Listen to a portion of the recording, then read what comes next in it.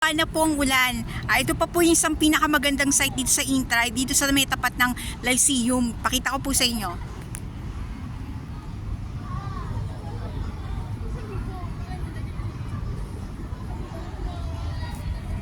Hindi po kami babawi na salita. 26 is 26. No matter what. Kahit ilan lang po kami, itatayo po namin to.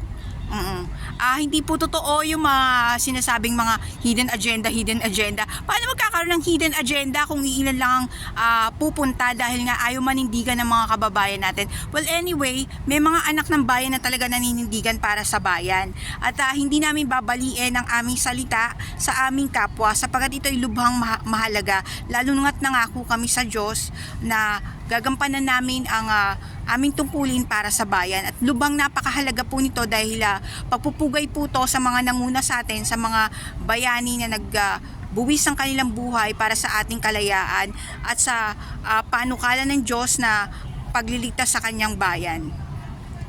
Sama-sama po tayong manalangin dito po sa may Intramuros, tapat po ng Monumento Shrine. Tapat po ng Bonifacio Shrine. Sorry, yun po. Doon po tayong meet up, Bonifacio Shrine po, tapat ng City Hall. 10 o'clock